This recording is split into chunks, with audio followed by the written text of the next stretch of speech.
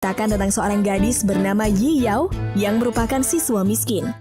Dia mendapat tindak bullying ketika salah satu temannya membeberkan rahasia mengenai penyakitnya. Alhasil, semua anak di sekolah membulinya dan tidak ada yang ingin mendekatinya. Di saat itu, seorang cowok bernama Senshi justru mendekatinya. Dia memberi semangat untuk melawan dan membalas dengan setimpal terhadap tindak bullying yang dia dapatkan dari teman-temannya. Well, buat kalian yang penasaran dengan kisahnya, tonton sampai habis ya. Begini ceritanya.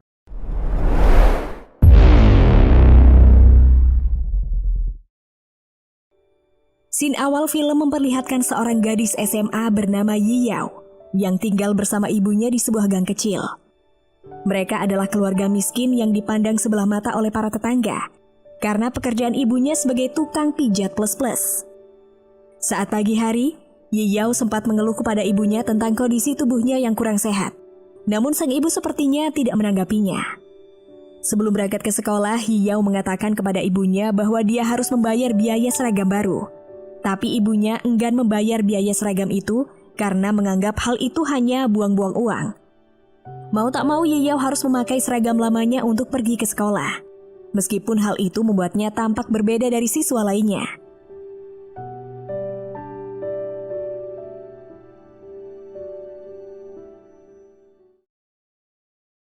Yi Yao memiliki seorang tetangga baik sekaligus sahabat bernama Qiming. Qiming adalah seorang siswa tampan dan cukup pintar di sekolahnya. Hal itu membuat dirinya menjadi siswa populer di sekolah. Meskipun jadi idola para cewek, namun Qiming cukup cuek pada mereka yang mencoba mendekatinya. Dia hanya bersikap perhatian kepada Yi Yao. Sepulang sekolah, Yi Yao terlihat pergi ke rumah sakit untuk memeriksakan kondisi tubuhnya. Setelah melakukan beberapa pemeriksaan, dokter menyimpulkan bahwa Yi Yao memiliki sebuah penyakit seks menular. Yi Yao sangat terkejut mendengar hal itu, karena dia tidak pernah berhubungan badan dengan siapapun.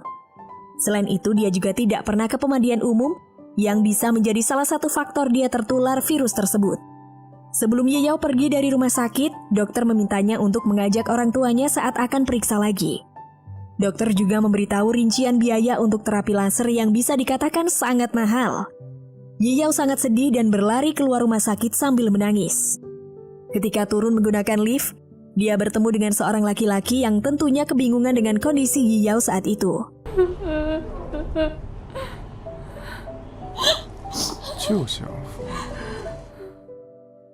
Sesampainya di rumah, Yi Yao takut mengatakan tentang penyakit itu kepada ibunya. Dia memilih merahasiakan penyakit itu mengingat keluarganya adalah golongan orang miskin.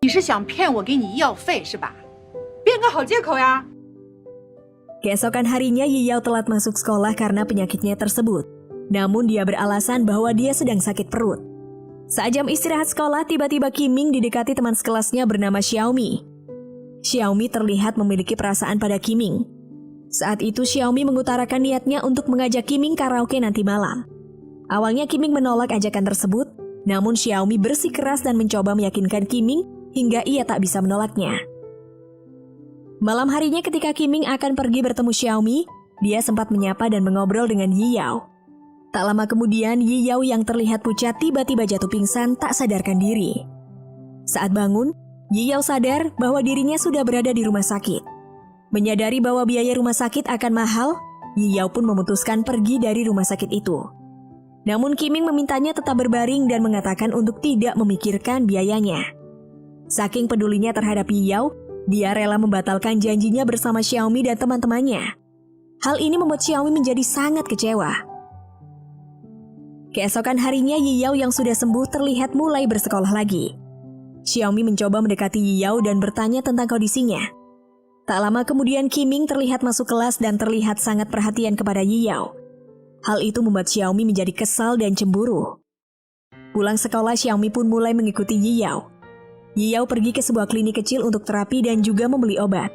Karena di klinik tersebut harga obatnya jauh lebih murah daripada di rumah sakit. Namun dari sinilah semua penderitaannya dimulai. Xiaomi yang sudah membuntutinya, ia lalu mengambil foto Yi Yao saat keluar dari klinik tersebut.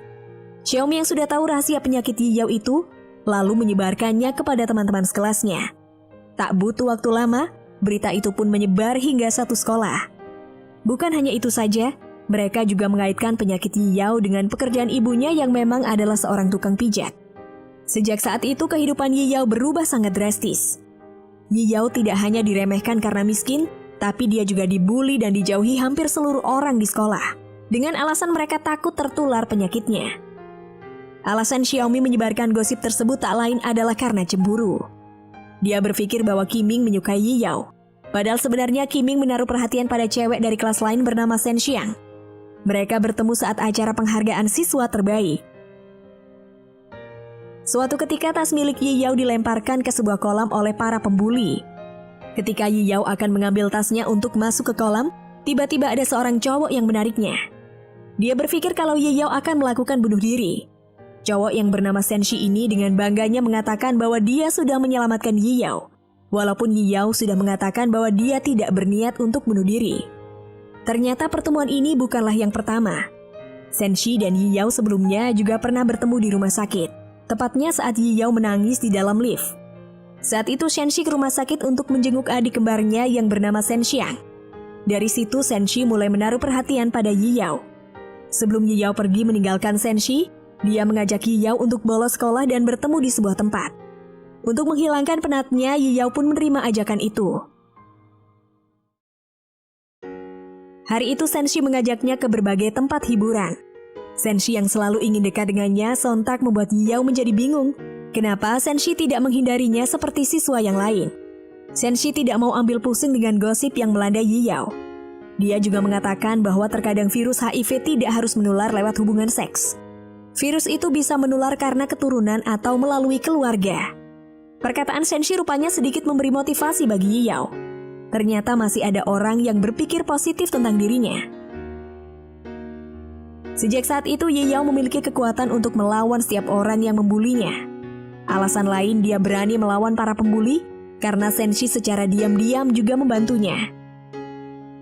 Suatu hari saat Yiyao sedang di kantin, dia berpapasan dengan salah satu siswa yang sedang membawa makanan. Saat itu dia terlihat menghindar dan menjaga jarak dengan Yiyao. Hal itu membuat makanan yang ia bawa tumpah ke bajunya. Dengan arogan siswa itu menyalahkan Yiyao atas hal tersebut. Dia mengatakan bahwa orang penyakitan seperti Yiyao seharusnya lebih berhati-hati jika berjalan. Yiyao yang mendengar hinaan tersebut, ia pun melawan balik dengan menyemprotkan air kepadanya. Di tengah keributan ini, Qiming lalu datang dan menghentikan aksi Yiyao. Perlawanan Yiyao terhadap para pembuli malah dianggap lain oleh Qiming. Dia mengira bahwa Yiyao menjadi siswi pembuat onar karena hasutan dari Senshi. Suatu hari sekolah Yiyao membuat acara untuk mengadakan kunjungan wisata. Yiyao yang sudah di dalam bus tiba-tiba keluar untuk pergi ke toilet sebentar. Sebenarnya semua murid di rombongan tersebut tahu kalau Yiyao masih di luar. Namun Xiaomi kembali berulah. Dia mengatakan bahwa semua murid di kelasnya sudah ada di dalam bus. Hal itu membuat Yiyao harus tertinggal oleh rombongan kelasnya. Untungnya Senshi yang menyadari hal itu meminta kepada rombongan bus kelasnya untuk menunda dulu keberangkatannya. Akhirnya Yiyao pergi ke tempat wisata tersebut bersama rombongan kelas Senshi. Sesampainya di tempat tujuan, mereka melihat Qiming tengah bersama dengan Shen Xiang, saudara kembar dari Senshi. Di sini terlihat ekspresi cemburu Yiyao kepada Shen Xiang. Meskipun Yiyao tidak memiliki perasaan terhadap Qiming, namun dia cemburu saat melihat Qiming dekat dengan Shen Xiang. Tapi rasa cemburunya itu adalah sebuah rasa kesepian, karena Yiyao adalah satu-satunya wanita yang dekat dengan Qiming. Jadi ia merasa posisinya menjadi tergantikan. Ketika hendak pulang, Yiyao yang tasnya tertinggal di dalam bus, menyadari bahwa uang yang ada di dalam tasnya telah hilang. Padahal uang tersebut adalah hasil tabungan untuk biaya pengobatannya. Yiyao langsung melabrak Xiaomi dan menanyakan tentang uangnya yang ada di dalam tas. Xiaomi pun menyodorkan sebuah kantong yang berisi banyak makanan, yang rupanya dia beli dengan menggunakan uang tersebut.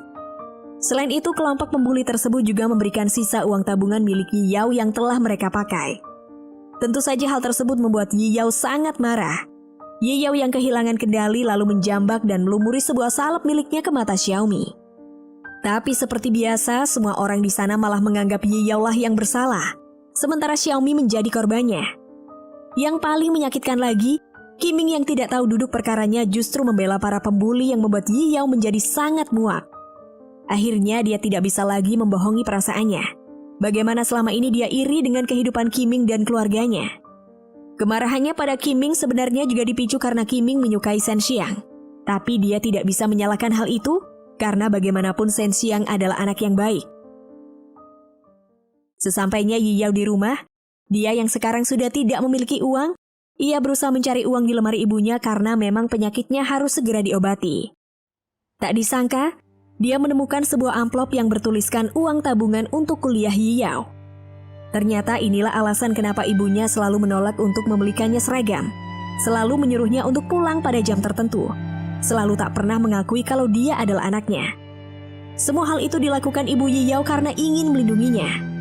Ibunya tidak ingin pelanggannya tahu kalau dia adalah anaknya. Sang ibu takut kalau pelanggannya melakukan sesuatu pada Yi Yao. Tak lama kemudian ibunya pulang karena ada panggilan dari sekolah Yi Yao. Rupanya pihak sekolah telah memberitahukan semua tentang penyakit yang diderita anaknya. Sang ibu yang baru mengetahui kenyataan tersebut lalu memarahi Yi Yao. Ketika Yi Yao menceritakan bahwa dia tidak pernah berbuat macam-macam atau pergi ke tempat pemandian umum, ibunya pun mulai menyadari sesuatu. Faktanya, Yi Yao tertular penyakit itu dari salah satu pelanggan yang sering mandi di rumahnya dan menggunakan handuk milik Yi Yao. Ibunya yang merasa bersalah pada Yi Yao akhirnya membawa putrinya pergi ke rumah sakit. Di momen ini, Yi Yao merasa kalau ibunya sangat menyayanginya. Untuk pertama kalinya tangan ibunya yang biasa digunakan untuk memukulnya, kini tangan itu terasa penuh dengan kasih sayang. Semenjak hari itu kehidupan Yi Yao mulai berubah. Beban yang ada di hatinya kini menjadi lebih ringan. Yi Yao juga menikmati hari-harinya bersama Shen Xi yang terus berusaha mendekatinya.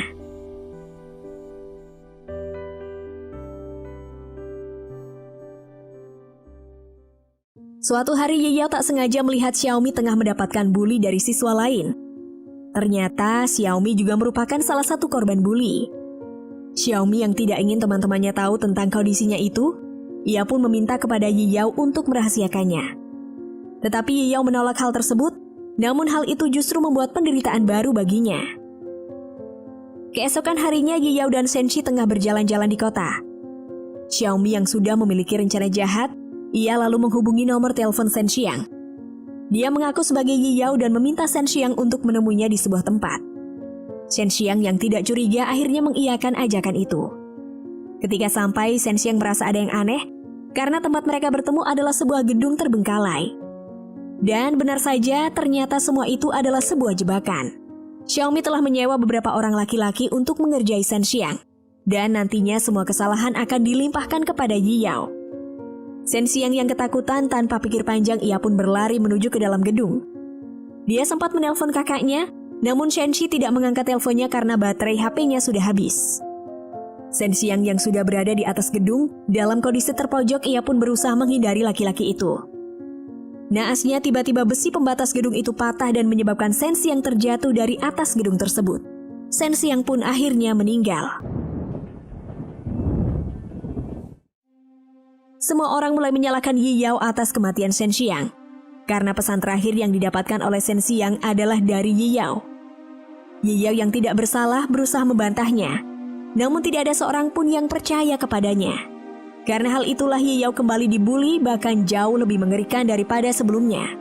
Dia dianggap seorang pembunuh, meskipun Yi Yao berteriak bukan dia yang melakukannya.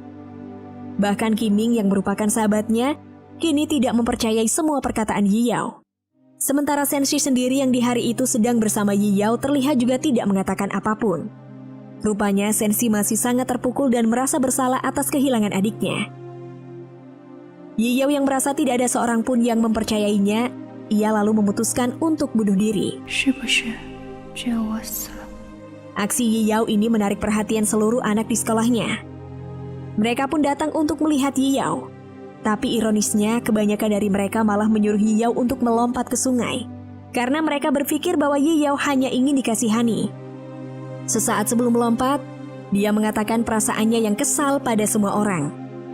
Mereka menutup mata saat melihat Yi Yao dibully dan justru tertawa saat ia menderita. Tapi saat dia membalas, mereka semua malah menganggapnya kejam. Dia juga menceritakan setiap detail penyiksaan dan pembulian yang harus dia hadapi. Dengan kecewa dan menangis dia berkata, "Aku tidak tahu siapa yang membunuh Shen Xiang, tapi aku tahu siapa yang membunuhku." Setelah mengungkapkan isi perasaannya, Ye Yao pun benar-benar melompat ke sungai dan tak peduli dengan suara-suara yang memanggilnya. Shen Xiang mengetahuinya, lalu berusaha keras untuk menyelamatkannya. Ketika ia berhasil menarik tubuh Ye Yao yang sudah tenggelam, rupanya Ye Yao sudah tidak bernafas. Hal itu membuat Shen Xi sangat menyesal karena ia tidak cepat mengatasi tuduhan tersebut. Waktu pun berlalu. Terlihat polisi sudah menangkap Xiaomi yang merupakan otak dari kematian Shen Xiang.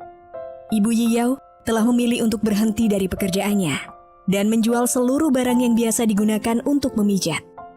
Shen Xi memutuskan untuk pindah sekolah karena dirinya selalu terbayang dengan mendiang adiknya. Di sini juga diperlihatkan ternyata Ye Yao berhasil selamat dari kejadian itu. Sebelum berpisah, Ye Yao dan Shen Xi sempat bertemu dan mengatakan kalau ia akan selalu menjaga Ye Yao di sisinya. Di akhir film, terlihat kalau Shen Xi masih terus menemui Ye Yao di kolam tempat Shen Xi pernah menyelamatkannya.